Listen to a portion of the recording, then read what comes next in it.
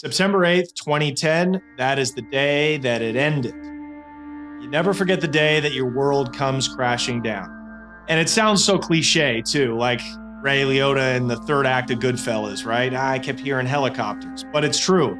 You always wake up on the day you get arrested feeling strange. I woke up and I was supposed to go down to meet in Coos Bay in a couple of days. I had some money arriving from the East Coast, 2 packages, and I just felt shitty. I was depressed. I had all this money. I felt like Tony Montana when he's slumped over the table, rich as fuck, and he's like, is this what it's all about, money?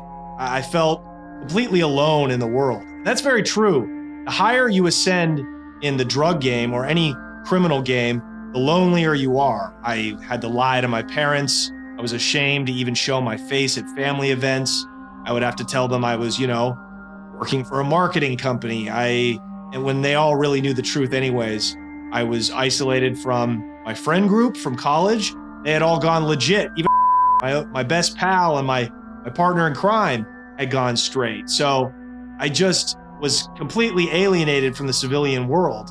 And the criminal world, there are no friends. So I just kind of was internalizing all that on the day that I woke up, and I said, okay, well, I gotta get going. I gotta go get my money. I mentioned before that I had several different locations around Portland that I used to receive money packages from the East Coast. I had stash houses, I had shipping centers, and I had PO boxes. This particular day, both of my money packages were arriving at my PO boxes. So I got in my car and I went to collect the first one. Now, keep in mind, I used workers for every part of my business. I didn't touch the product at all at this point. I had somebody bringing my cash down to California, bringing the pot back, keeping it at a stash house. I had somebody else bagging it up and another person to drive it to wherever it was getting shipped off from. The drug money was the only thing that I actually handled myself. All of the other elements of my business were hands off. I had people working for me doing the dirty work. They would drive down to Northern California. They would drive back with the product. They would ship it out. They would do everything besides collect the money. That was what I wanted to do. I couldn't trust anybody that much. I felt like I had to be the one to collect and receive the money that was coming in from the East Coast. In hindsight, that was a mistake, but that was just a piece of the business that I felt like I had to be involved in personally. I pick up the first package, check the money, 30 grand, it's all there, perfect. I take my phone out, this is the first iPhone, and I check the FedEx tracking for the second package that's supposed to come in, and I see, oh, that's strange, it's delayed. Now remember, I said in previous videos, if a package of product or money is delayed for any reason, it's a dead package. For security, it should be considered done. But for whatever reason, I said, okay, I'm gonna give it a little bit of time. I went and had some lunch. I made a few phone calls and I checked the phone again. It says that it's been delivered. I said, okay, great. Whenever a drug dealer starts thinking that way, he's really heading for a collapse. Any kind of, oh, great, there are no coincidences in the drug business. It's a much too sensitive and precarious game to be taking any kind of unnecessary chances. The whole thing is taking a chance, right? The entire business is a gigantic roll of the dice. So you don't roll wherever you don't need to. But when you go as long as I did without getting arrested, when you had as much money as I had, any criminal will just start to get lazy. They'll just start to get a little soft and kind of rest on their laurels. And that's what happened to me. So the money package had arrived at one of those like shipping stations where I kept a little PO box. And it was only about a mile from my house. It was in the neighborhood. So I walk in, I say, hey, I signed for it. I picked it up.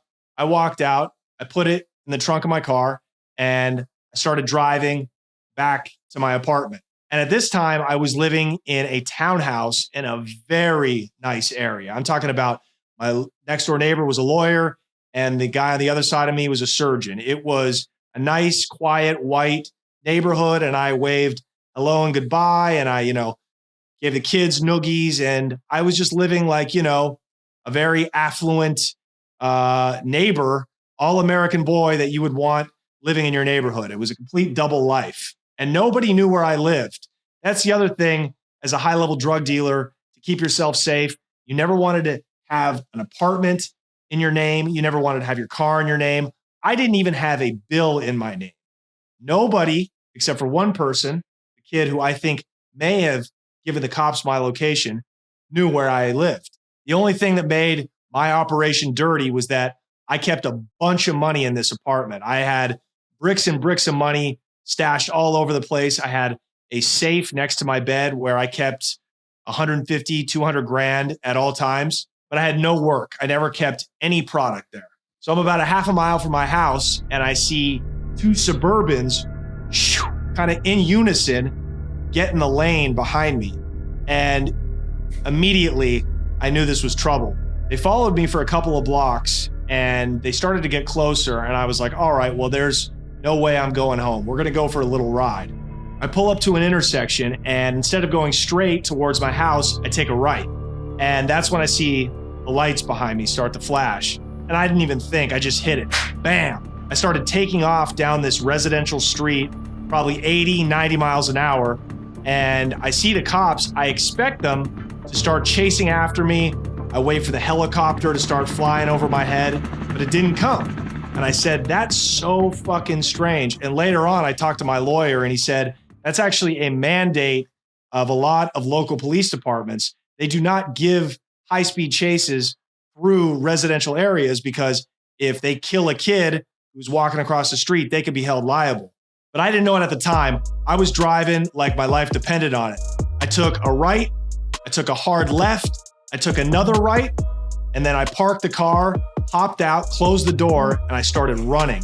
And I started jumping through fences, darting through alleyways. This was my neighborhood. This is where I grew up.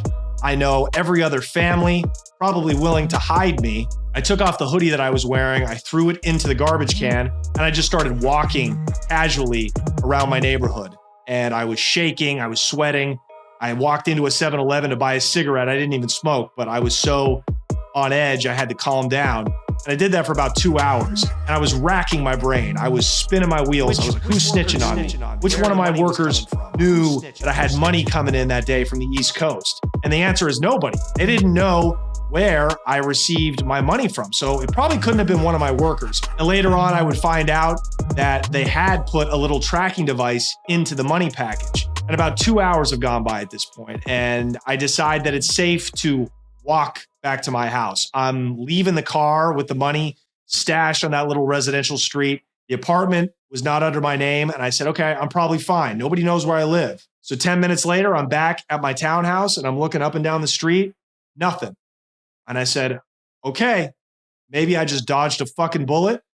I walked into my house, I locked the door, and I went and I hid under the covers. And I was like, I'm not moving for a week. And I closed my eyes and I wake up to the loudest pounding I have ever heard. And I was like, yep, they found me. And you can always tell a police knock. It's very obvious. It sounds like they're already kicking your door in. So I get up and I look through the window and I can see that they got the house surrounded. So I said, you know what? I give up. I'm going to fight this out in court. Hey guys, if you like that video, make sure to check out the full episode right here and subscribe to the channel right here.